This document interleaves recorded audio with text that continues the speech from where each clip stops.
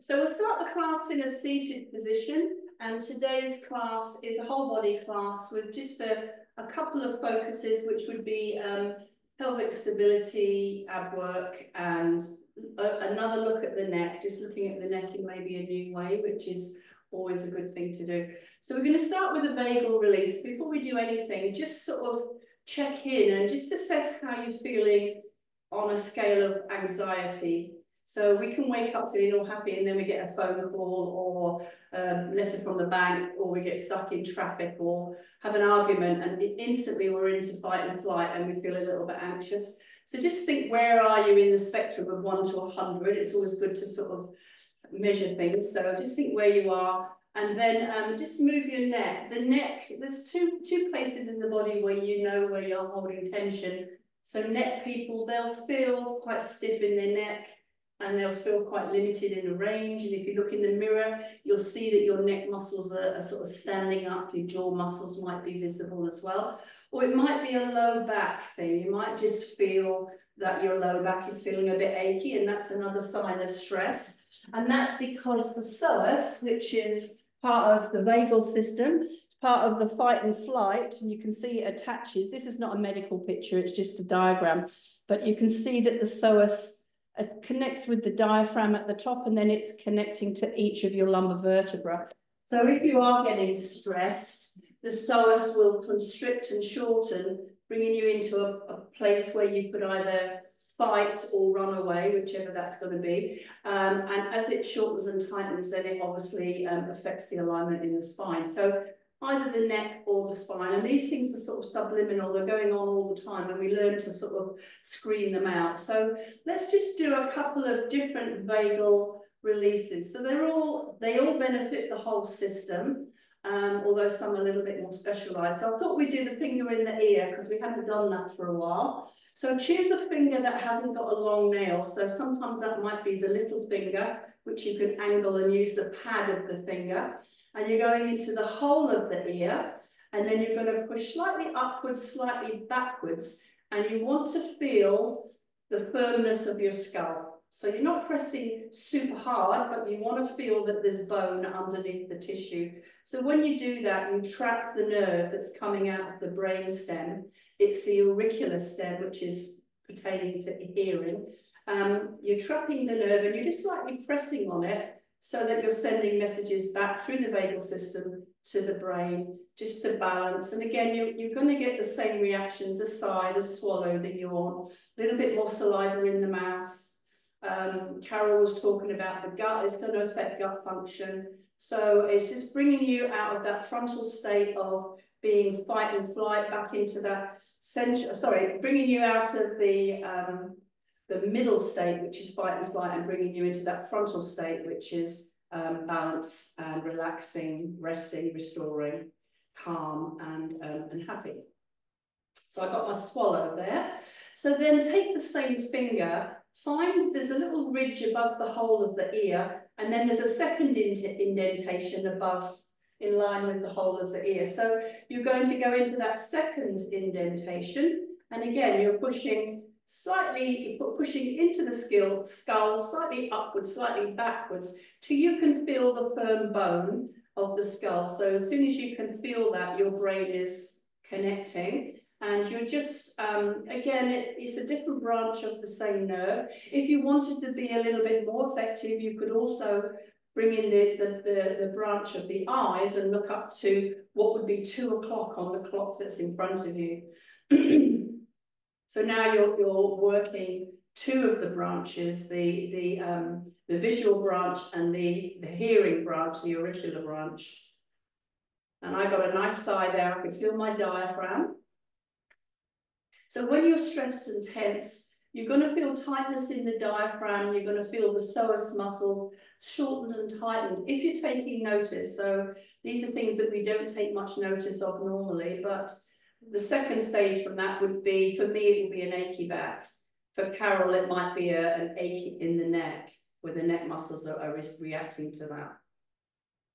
So I've got a swallow there. I've got the diaphragm sort of slightly yawning. It's a sort of a reflex of just releasing through the yawn, and then just gently release. and just move and just see, again, reassess how do you feel. So I feel different in the brain now, and my neck movement feels different, although it's hard to actually quantify how it feels different, but I feel different on this side than I do on this side.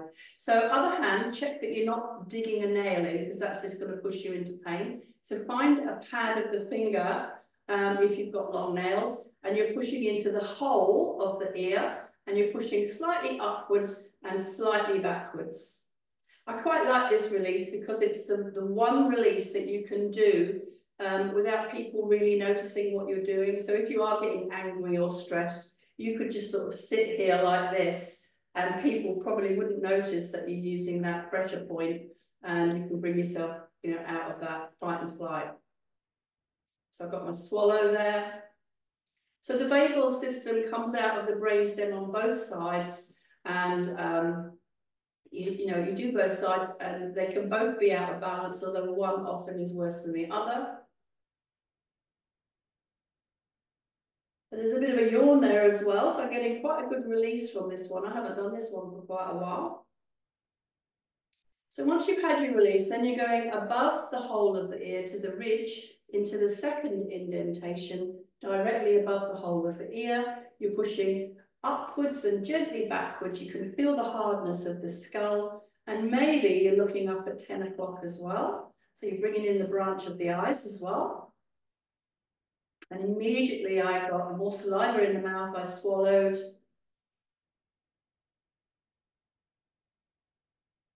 So it doesn't take much, you know, you can wake up feeling quite happy and calm, and then just something can just trigger you, and you can be in that fight or flight. And some people are more anxious than others, and so they get triggered more easily, more quickly.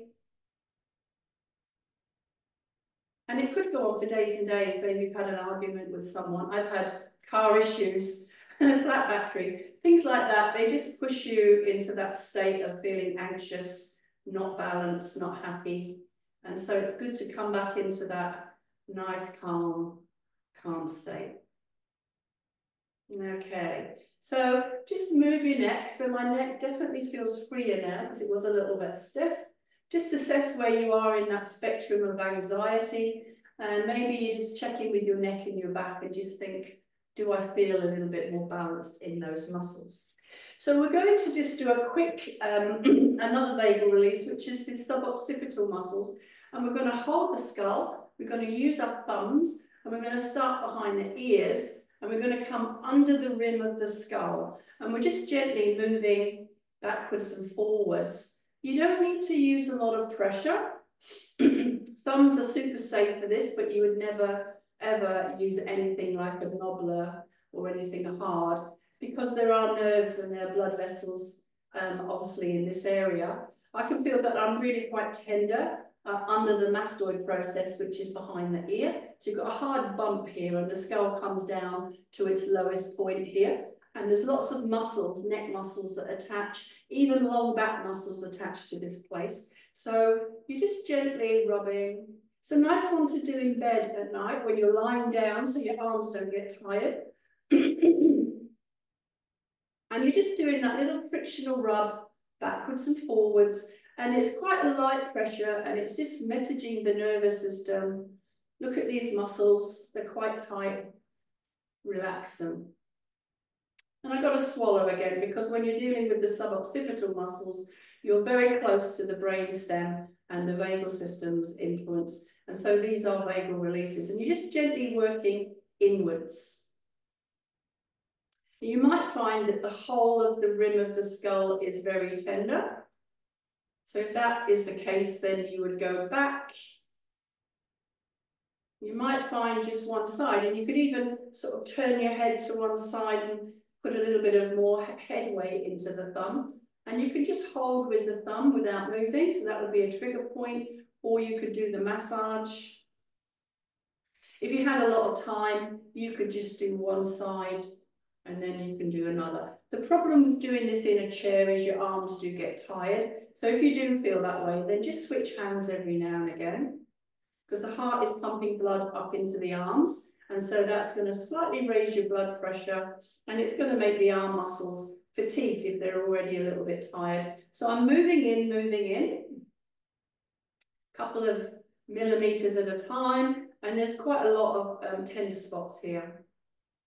So if you saw behind the ear, that's going to be your sternocleidomastoid, this muscle here, or it's going to be the long muscles of your back where they're attached to the cranium. So as you come inwards, that's more your suboccipital muscles, your capitis muscles, so the strong muscles at the back of the head. Okay, and come all the way into the middle, and then come down about 2 centimeters and just go up and down either side of the spine. So we've got horizontal muscles, we've got vertical muscles, we've got diagonal muscles. So we're just doing the vertical ones. And then from about 2 centimeters down, we're coming diagonally sort of to about halfway out. These are the oblique diagonal capitis muscles. Often these are the worst ones of the 3. And usually sort of right in the middle. So if you've got the muscle coming out, so this is the spine, the muscle coming out, right in the middle is where you've probably got an active trigger.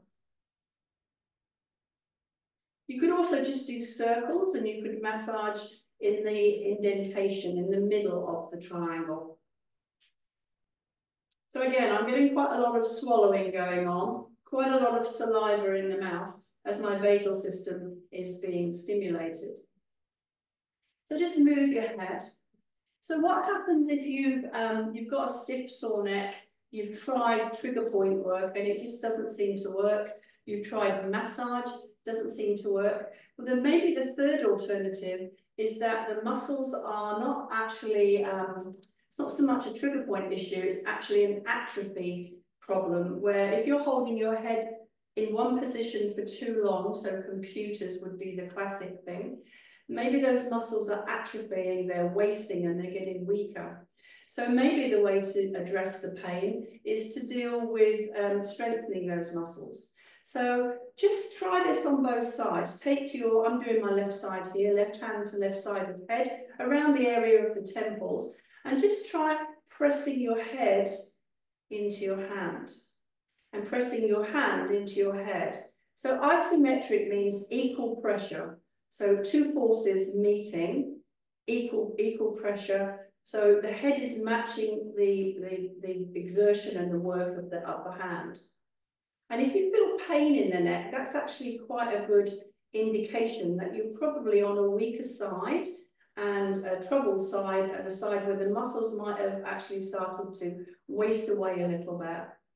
So especially if you've got a job where you're on the computer for hours and hours, then if you're holding your head in a tipped position, slightly to one side, then the muscles on one side are going to be overworked and the muscles on the other side are going to start to weaken. Try the other side. Press. So for me, you might need to do it a few times. I can feel that I've got pain on the left side, and it feels a little bit easier to press my head into my right hand, which is obviously my stronger side.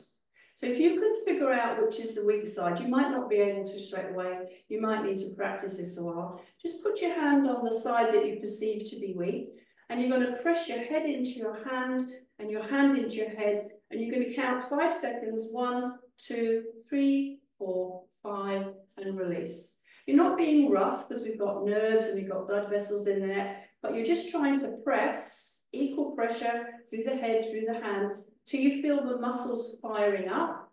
1, 2, 3, 4, 5. You could move your hand around on your skull. 1, 2, 3, 4, 5. So you're exploring. You can tip your head. 1, 2, 3, 4, 5. You could tip your chin. 1, 2, 3, 4, 5. You could press your forehead. 1, 2, 3, 4, 5. So say you've got a day where you have got neck pain. Just try doing this for sort of 2 minutes. And just move your hand around the head and challenge these muscles. This is something you would do once a day maybe, and you would do it every day if you could. If you get a reaction, maybe every other day. And over time, these weakened muscles will start to strengthen up. So I've had a pretty stiff neck because I've been on the computer for too long. And I find that when this side of the neck is painful, just doing this for a minute or so, immediately afterwards it feels better. It's painful while I'm doing it. 1, 2, 3, 4, 5, and then just see how that feels. But you've changed the communication between the brain and the muscles. You've strengthened the muscles. Try the other side if you're not sure. So you've got the heel of the hand on your temple, equal pressure through the head and the hand.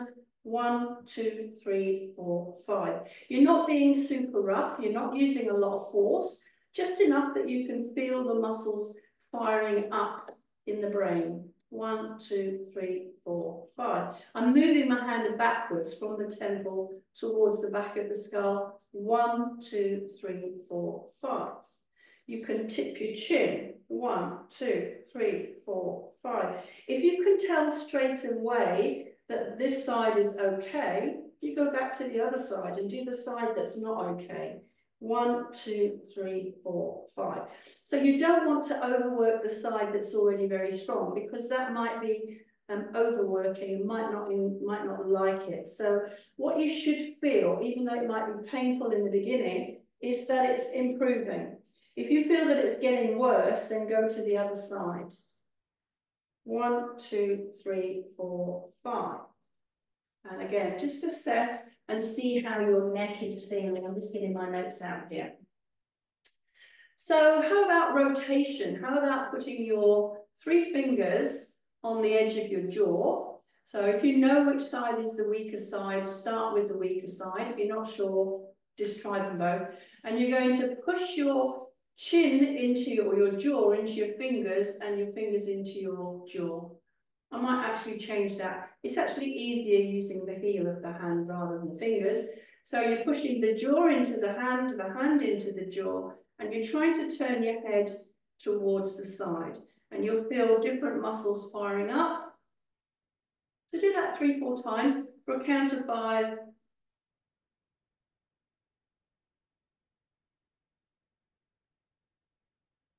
With a little rest in between.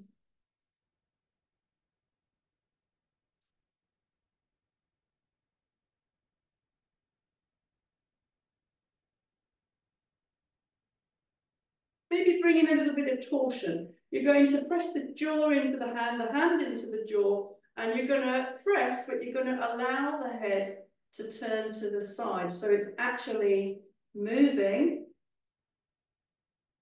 and then let your head come back to the front again. So you're pressing, not huge force, and allowing the head with a little bit of resistance to turn to the side. So it's going to fire up all the deep muscles of the neck, the smaller muscles of the neck, and the deep muscles. Do that maybe 4 or 5 times. So I can feel all the little muscles at the back of my neck working. So some of these muscles might be quite weak and not doing what they should be doing because of the limited head movement. And the other thing is, once you've got neck pain, you tend to use your neck less and less, which then makes the problem even worse. Let's take my jump off, get nice and warm in here. So try the other side. So you're putting the heel of the hand against the jaw, and you're pressing hand into jaw, jaw into hand, just a sort of a medium, low to medium pressure. 1, 2, 3, 4, 5, and release. So we do it without rotation to begin with. 1, 2, 3, 4, 5, release. 1, 2, 3, 4, 5, release. So I can definitely feel this side is fine, but I'll continue. So if you've noticed that this side is fine, go back to the side that was weaker. So now you're going to press the jaw into the hand into the jaw, and you're going to allow the head to move, to look to the side, and then you let it come back without any help. So pressing and rotating. So you can feel those. You can feel the suboccipital triangle. You can feel the deep neck flexors, extensors, all working really hard. So if you've got an imbalance, you've got a problem of some muscles working too hard, some muscles not working at all or very little, and then that's going to really create problems. So this is just a great way to bring your neck back into strong and balance. I can even feel my trapezius muscles doing that. So just move your head and just assess how you're feeling. I'm very aware of the muscles at the back of my skull now. If things are getting worse, if you're finding that you're moving into pain, then just stop doing this, and you would just you would try maybe just one of these exercises. Try and figure out the one that's a problem, if there is a problem, and you wouldn't do it so often. You might start once a week and then gradually build up, and then see if you could introduce those exercises that are difficult for you. So with necks, you've got to be careful. If there's compression on nerves, you don't want to aggravate things. You should be feeling that even though it might be painful when you start doing it, it's getting better and better as you do it. So the next exercise, maybe, you know, if you're tipping your head forward, maybe the muscles at the back of the neck are locked up and quite tight, and the muscles at the front of the neck are quite weak. So we're going to link the fingers, hands behind the head, bring the elbows forward, and without moving backwards, you're just gently going to press your head into your hands and pull your hands into the skull. And just again, 1, 2, 3, 4, 5, and relax. And your chin is always in that slightly tucked position, so your neck muscles are nicely active to stabilize the neck. So again, you're pressing 1, 2, 3, 4, 5.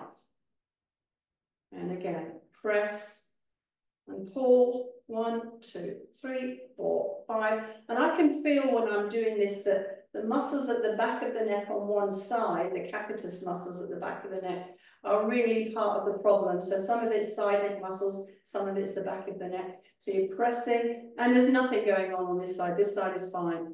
1, 2, 3, 4, 5.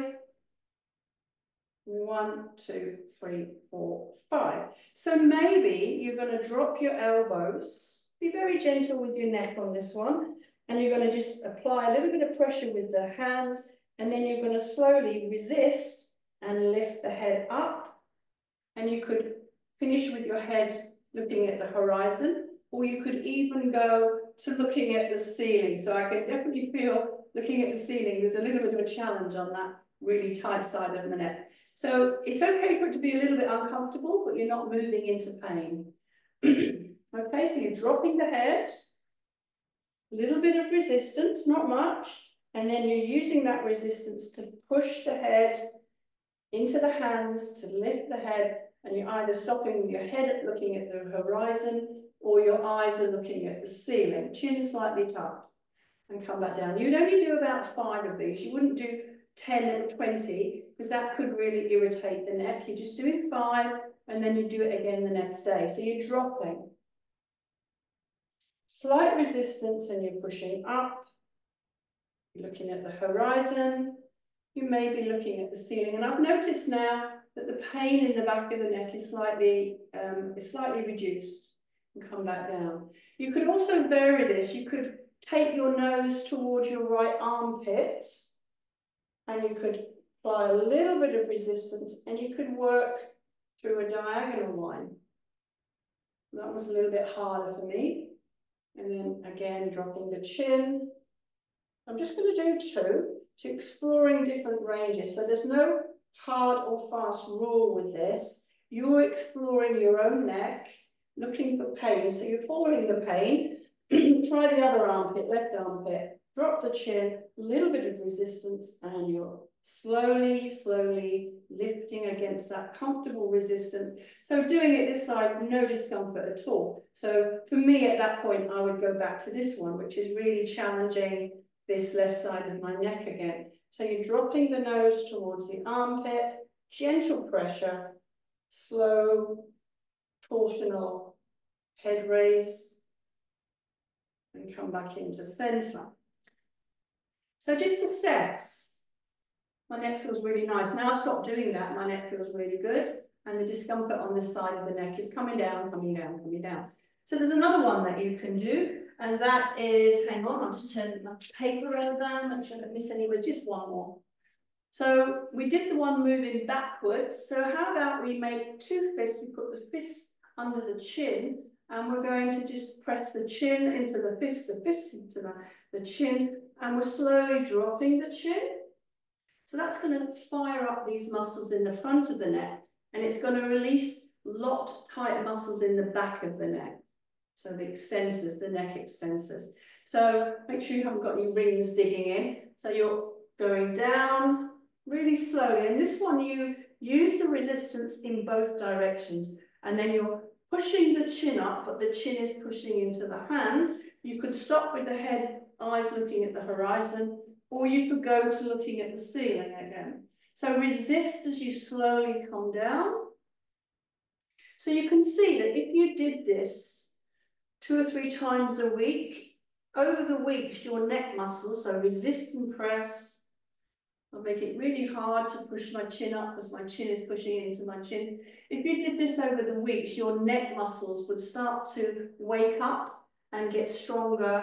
And then once you feel like your neck issues are resolving, you could do it less often. You could do it just once or twice a week, once a week, or just when your neck feels a little bit out of sorts. So about 5 times, and then just see. So now you've woken up all the neck muscles. The ones that are asleep should be working and firing and talking to the brain. The ones that are short and tight and unhappy, or long and tight and unhappy, should feel like they can relax a little bit now because the other side is working. So these are things to do sort of every day, and just make sure that avoid doing things where you hold your head in one position for too long, like watching television, working on computers. They're the 2 classic things, really. And then, you know, just do it. If you've got any pain, any discomfort, any reaction, have a few days off and then try it again. Try and figure out which exercise is the problem, if you've got a problem, and just start to build your neck up again so that you've got some nice strong muscles and they're not atrophying and they're not wasting away. So let's come to standing. So that's the neck one. So now the pelvis. This is good for SI joint imbalance, but it's really good for anybody that's got back issues or hip issues as well. So as we get older, as we get past sort of age of 30, our glute muscles start to waste and they start to weaken with each decade. And then we start to move into more imbalance, more problems, back pain, hip pain, SI joint dysfunction. So let's just think about, you can look in the mirror, it's something we never even think about, but just have your feet slightly apart and find the highest point at the front of your pelvis. So if you feel the top of your pelvis, your ASIS is the short name for it. You're just sort of looking in the mirror and you're trying to see if there's one side higher than the other. The higher side will show you the weak side. So if you're not sure, you could get a crayon or a marker and you could actually draw on your skin. It's a little bit sort of radical, but if you're not sure and you can't quite see, I've got some little stickers here. And so I'm finding the top of my ASIS and I'm putting a little sticker there. And then I'm trying to find the one on the other side. But these are just things that can make it easier for you because sometimes it's only slightly out and it's very hard to see the difference. So if I come forward, you can quite easily see. That one's a little bit, hang on, that one's a little bit too low. It should be there. I moved. You can see that this side is slightly higher. So that's the way, if you've got a pen and you drew, you'd be able to tell one side maybe is a little bit higher than the other, even if you haven't got SI joint problems. And that means that the glute medius on that side, that you're higher, is weaker and it's not holding your pelvis level and in place. So that means the opposite side is going to fire up and be really unhappy, and you're going to end up with back pain, hip pain, SI joint pain, which can lead to hip replacement, knee replacement, ankle issues, all sorts of things, wear and tear. So come into a sort of a first position. So for me, I know it's this side. So figure out if you can with your thumbs. See if you can feel. Sometimes you can just close your eyes and you can, even if you're fairly body away, you can even feel in the brain that one side is a little bit higher. Another way to tell would be to lift one knee up and balance. So this is an easy way as well. Lift the other knee up and you should feel more balanced on the strong side. So I definitely feel very steady on this leg, But when I stand on the weak side, because glute medius is not doing what it should do, you can see I'm wobbling a little bit. I'm more aware of my hip when I do this side. Okay, so you're coming into first position. You've chosen the side that's weakest, and you're going to take the leg to the side of it with the pillow, and then you're going to take it slightly behind, just slightly behind the line of the shoulder. So to the side and then slightly back. That's about as far as you go. Not too far, otherwise you'll use different muscles. Make sure the standing foot is turned towards the chair a little bit so the knee is comfortable. And you're just going to lift and lower in that slightly behind range. Turn your big toe down. So that's going to make glute medius work. And I want you to do 10.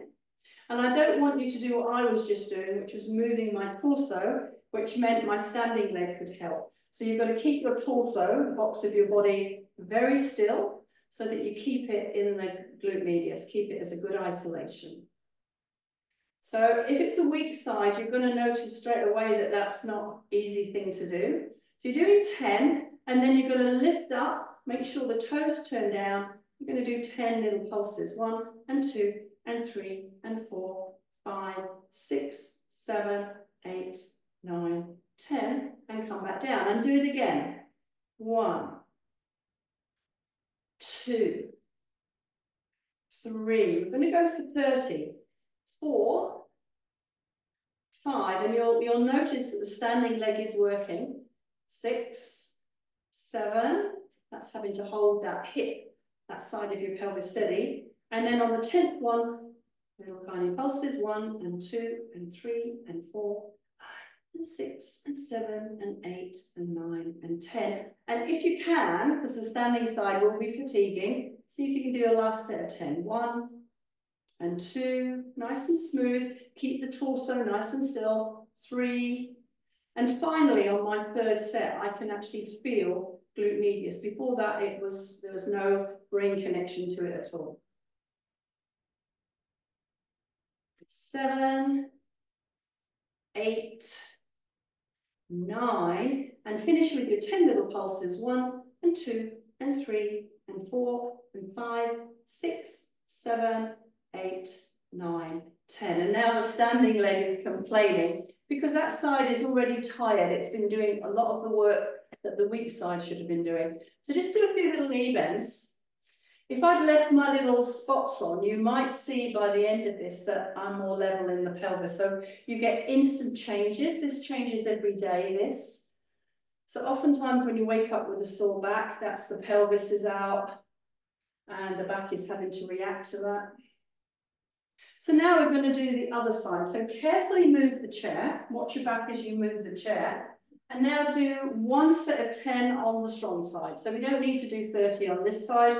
It's already strong, it's already tired. We're just doing 10 so that we maintain some sort of balance. And also this standing leg now, the glute has to work really hard to stabilize. So out to the side, slightly back, big toe turn down, smooth lift and lower. And immediately you'll feel this is difficult because this side is already tired and it was just stabilizing for the last exercise. So it's already done its job.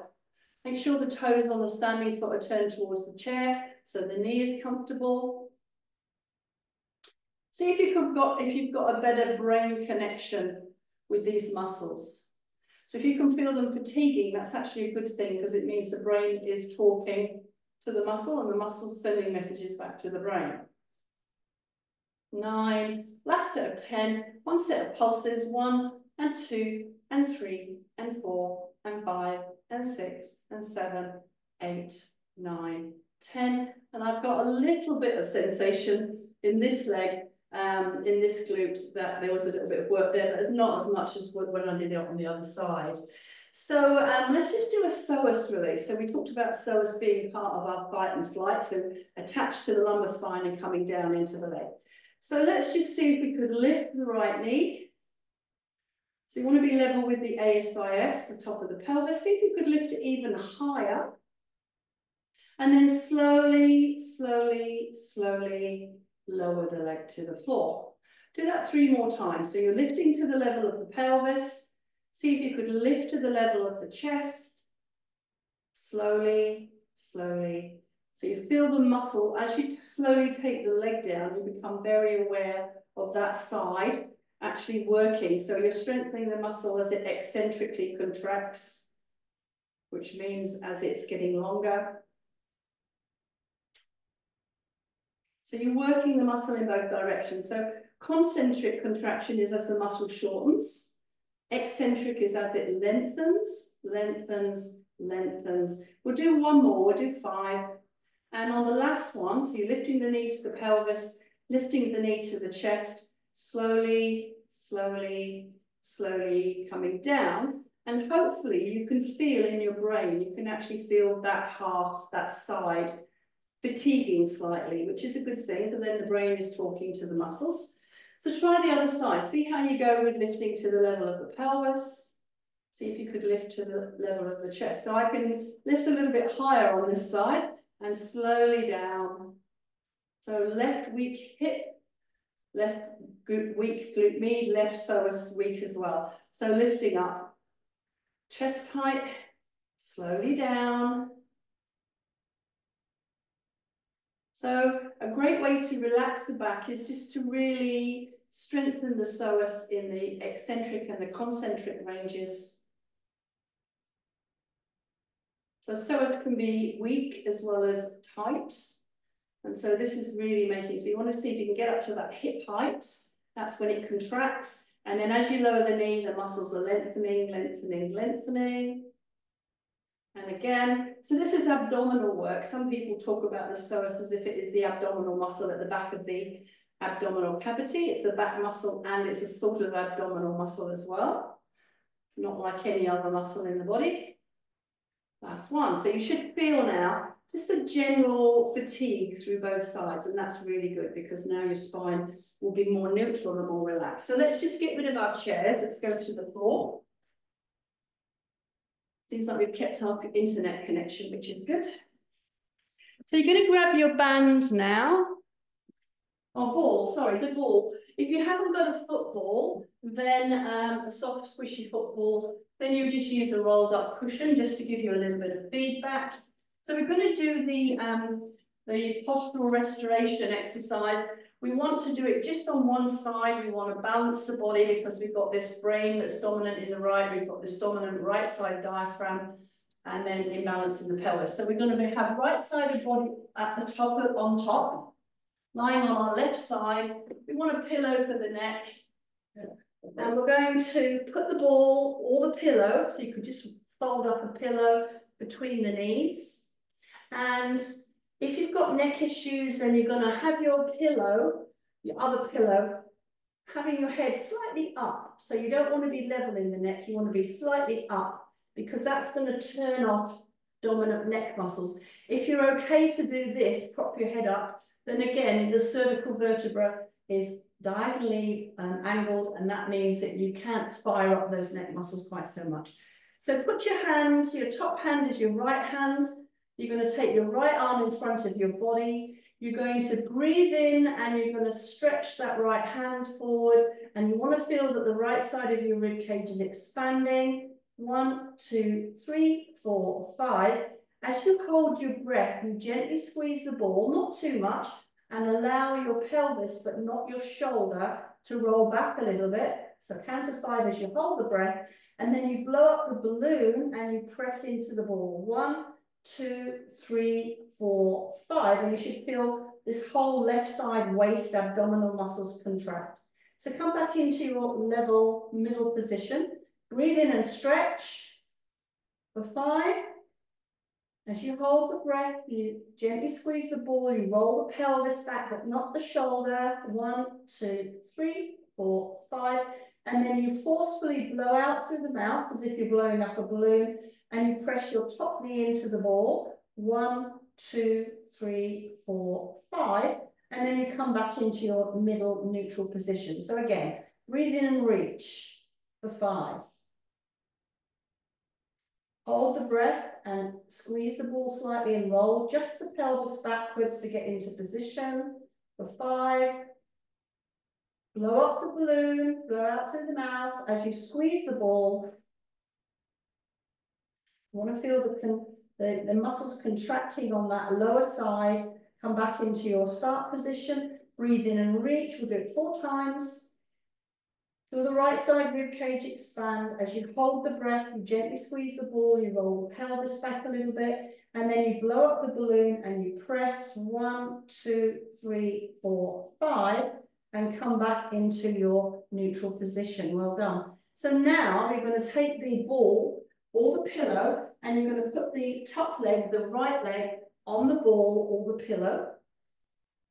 So same thing, you're going to breathe into the right hand and reach for 5.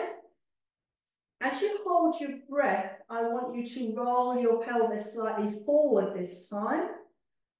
And as you blow up the balloon, I want you to feel like you're rolling the ball or the pillow, you're pushing it down and away. So you're really lengthening the space between the ribs and the hips, you're stretching your long back muscles. You feel the left side really contracting, and then come back into your start position. So you're not going further and further, you always come back into neutral. So you breathe into the right side rib cage, reach through the arm, 1, 2, 3, 4, 5.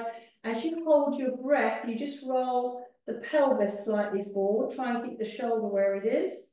And then as you blow up the balloon, you're stretching the ball away from your torso, 1, 2, 3, 4, 5, and come back into neutral. If you're getting tired in the arm, you could put the hands on the ribs and you could focus on breathing in through the nose and expanding the right side rib cage. As you hold your breath, you roll the pelvis slightly forward, but try not to roll forward through the shoulder. As you blow up the balloon, you're stretching, stretching, stretching the ball away. Feel the left side lifting off of the floor. This side is shortening, this side is lengthening. Come back into neutral one more time. So again, you're breathing into the right side rib cage. Holding the breath, and the pelvis slightly rolls forward. As you blow up the balloon, you're stretching the leg on the ball away, away, away. And come back into neutral. Final one, you've got the foot on the ball or the pillow. You're going to put the hand on the rib cage because this gives the shoulder a bit of a break.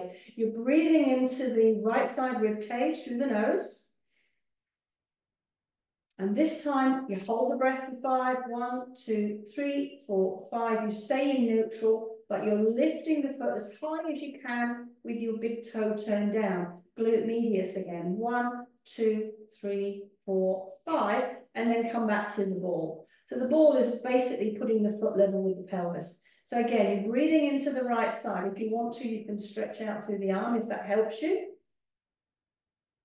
You're holding the breath, 1, 2, 3, 4, 5, and then as you blow up the balloon, the foot lifts to whatever height you can with the toe turned down. So really contracting glute medius, 1, 2, 3, 4, 5, and come back down.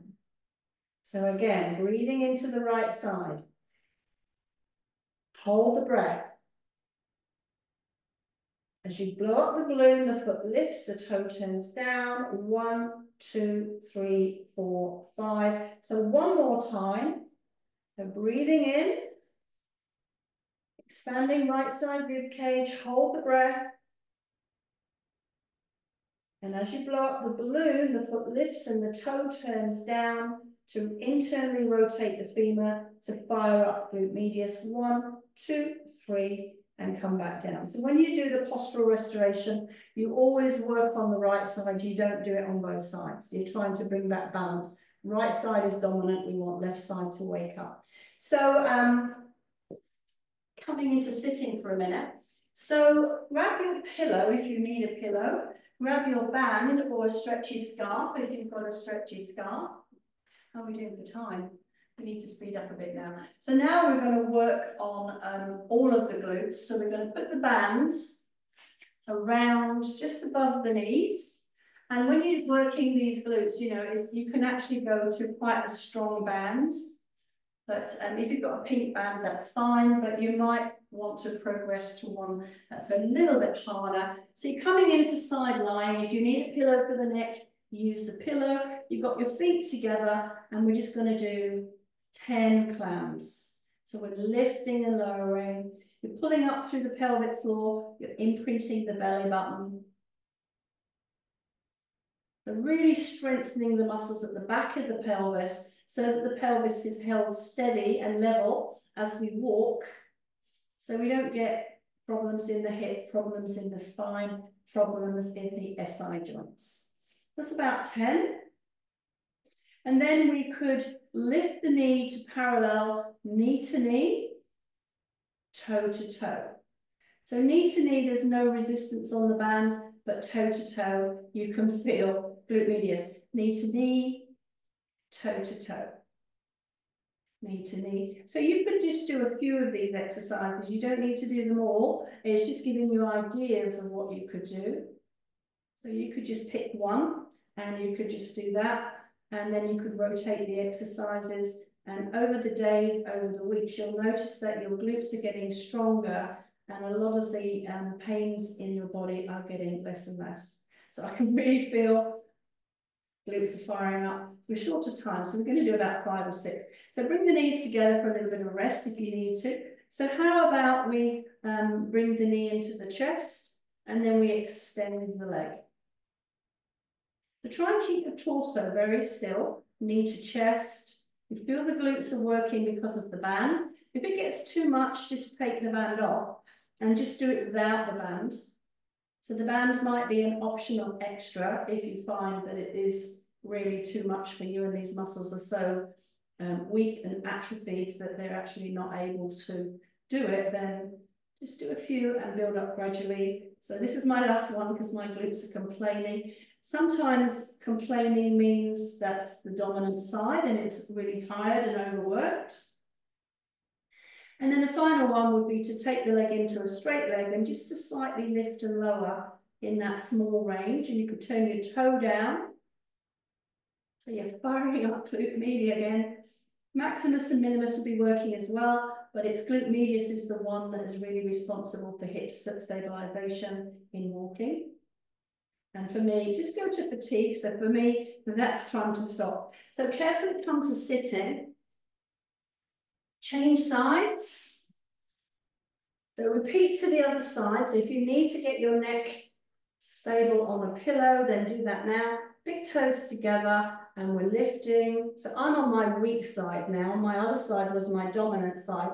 So now, if anything, my muscles aren't fatigued, but it doesn't feel very coordinated. It doesn't feel like a strong, positive move. My brain's not really talking to these muscles. And if you're finding it's very difficult, just really pull up through the pelvic floor, deeply imprint your belly button. Use your powerhouse muscles to really hold you steady so that the peripheral muscles are more able to do what they need to do. You're coming from a strong core. And the minute you notice fatigue, that's actually a really good thing because now the brain is actually talking to that muscle that before was, you know, flying under the radar. So now lift the knee up to sort of a parallel position, internal rotation, knee to knee, external rotation of the femur, the leg bone, the upper leg. So knee to knee, toe to toe, knee to knee, toe to toe. We did about 5, 6 on the other side. Try and match even if you need to have a little break and then do it again. One more. And bring the knees together. A little bit of a rub for me there. So then we did the knee coming into the chest and extending the leg. And just that little bit of a pull on the band is enough to really fire up all the glutes. So you've got 9 muscles that are gluteal muscles. Some small ones as well as the big ones that we know the name of.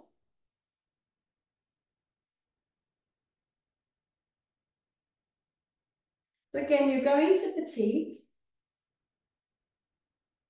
And then bring the knees together, a little bit of a rub. So these muscles are not used to working, so they're complaining a little bit.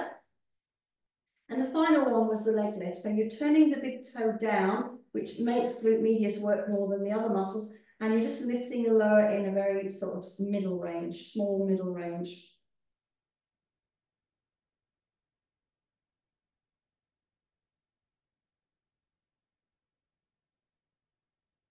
Good. And that's my last one. So a few thumps if it's needed. So let's come to sitting.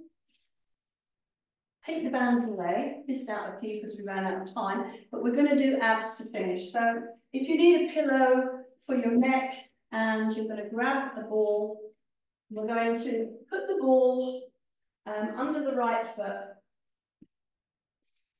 Sorry, under the left foot for me. It doesn't really matter as long as you change sides. So we're going to level up the pelvis. We've got a little bit of space in the back, and we're just going to float the right knee. And with two hands, we're going to press isometric pressure again. So equal pressure, the knee pushing into the hands pushing into the knee until you feel your abdominal muscles firing up. 1, 2, 3, and then slowly lower the foot to the floor. And because the other foot is on the ball, the brain is having to do lots of different things because this left side, you can't really commit to using it to help much because it's on something unstable. So float the knee, isometric press, 1, 2, 3, 4, 5, slowly lower the foot. So again, float the knee, isometric press, 1, 2, 3, 4, 5, slowly lower the foot. So now, strong abs, float the right knee, and you're going to extend the leg in turn out, and you're going to slowly lower towards the floor. So again, we're stretching and strengthening the psoas, and then we're going to use our abdominal muscles to lift. We're going to do 3. So we're going to breathe in as we lower, and we still can't use the other leg much because it's on the ball. And breathe out, strong abs, come back up. So lifting, lowering, breathing in. Breathing out, use your abdominal muscles to lift that leg. And then just hug the knee a little bit. And take the ball under the right foot. So now you're changing sides, and you're going to level up the pelvis, pull up through the pelvic floor, imprint the belly button, float the left knee slowly, and then isometric press, 1, 2, 3, 4, 5, and slowly, slowly lower the leg. So again, float the left knee, isometric press, 1, 2, 3, 4, 5, slowly, slowly. So the psoas is working as you lower the foot to the floor. Last one, float the knee, isometric press, 1, 2, 3, 4, 5, slowly lower. So you should be feeling general fatigue through the abdominal muscles. So then abs engaged to float the left knee, extend the leg and turn out. So little toe is turned towards the floor, and you're going to breathe in and lower. And you're going to breathe out, contract your abs, come back up. Breathe in and lower. Breathing out, strong abs to lift back up. One more. Breathe in to lower, so I can definitely feel transversus abdominis working, as well as psoas, and slowly come back up, and then just hug that knee for a minute, a little bit of a stretch. So bring the ball now and put the ball between both knees. Little bit of a squeeze, and you're going to have a nice level pelvis, and you're going to float both knees, and you're going to do the isometric press again. 1, 2, 3, 4, 5, and then slowly, slowly lower, and keep the pelvis and the ribs nicely connected by using the abs. So again, you float the knees, isometric press, 1, 2, 3, 4, 5, slowly lowering, and there's still that little bit of a squeeze on the ball. So one more time, float the knees, isometric press, 1, 2, 3, 4, 5, And then slowly, slowly lowering all the way to the floor. Take the ball away, hug the knees for a minute and just give the abs a little bit of a rest. Bring the head into the knees, a little bit of a stretch, and then slowly take the head down. Take the feet down one at a time, knees together as you roll over, and we'll come onto the knees. We've got time just for one more.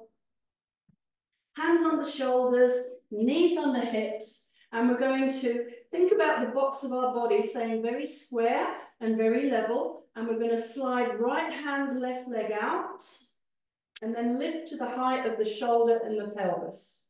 Come back down, and come back in. Nice level pelvis, level shoulders as you slide the left arm and the right leg out, and you're going to lift and stretch and come back down. So this exercise uses every muscle in the body, and you're trying to not move the skeleton in the torso as you change from right arm, left leg to left arm, right leg. And just look at the mat, you're looking down at the mat, looking at your thumb, so your neck is fairly neutral. Add a bit of a stretch, so you're stretching out through the arm, out through the leg. You don't want to go higher than your shoulders or your pelvis, so keep the spine in neutral, stretching.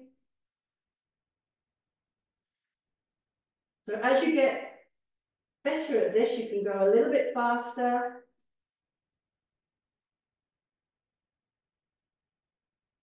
Come back down. So the final ones, we're not going to stay in neutral. We're going to stretch right arm, left leg out, and then we're going to bring the elbow towards the knee, and we're going to stretch out. We're not changing. We're staying right arm, left leg crunch, and stretch. We'll do 5.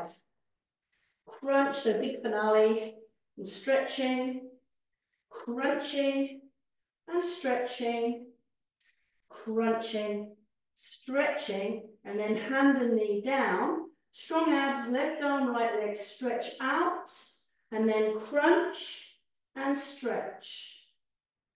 Crunch, so this is 2, we'll do 5. This is 3, and stretch.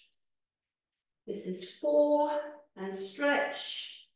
This is 5, and stretch. Hand and knee to the floor. Just sitting into child pose and just press into your palms. Feel like you're tucking your tail under a little bit and just give your lower back a stretch. Take a breath. And then you're just going to roll up into kneeling and you finish. Well done.